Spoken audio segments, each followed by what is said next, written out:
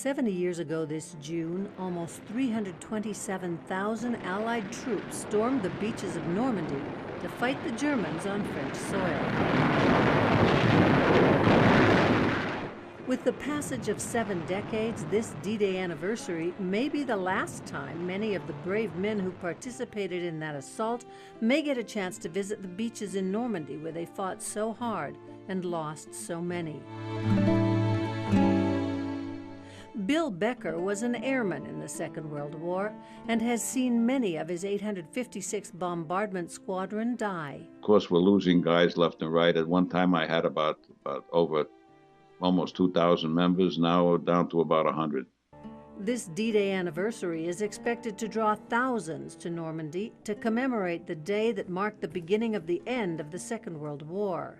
The visits have already begun. We wanted just to take in the memorial here and appreciate the event that happened 70 years ago.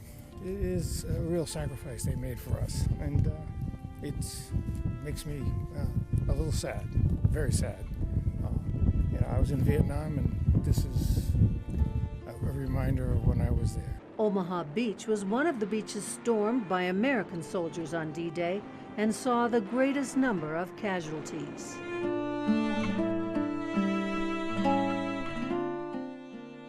John Henriette, New Jersey. Ira Davis, Ohio. Harvey Hokanson, Private First Class, Minnesota. So many crosses, row on row of them, and each one represents a young man who gave his life to preserve the freedoms that we all enjoy today. As we walked through the American cemetery on Omaha Beach, we met many who lost loved ones in the Second World War. I'm a veteran.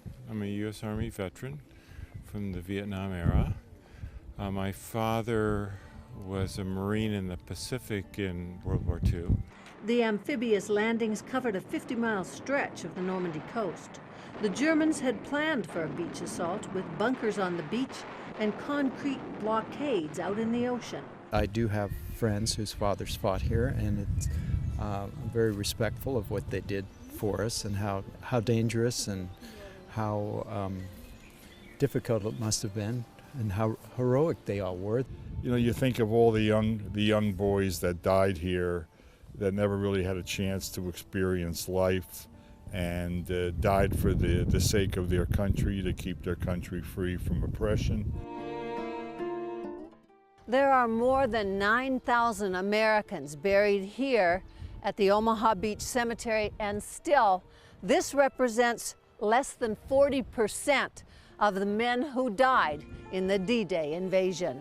We feel so emotional about what they sacrificed, for what they've done, and it just gives you the chills. It gives me the chills. Visitors we talked with said you can't leave the beaches of Normandy without being impacted, and they hope that even though so many World War II veterans have died, that the sacrifices they made will never be forgotten. They can walk around free and do what they want because of these people right here. On Omaha Beach in Normandy, France, Barbara Rialtz, KBJR 6 and Range 11.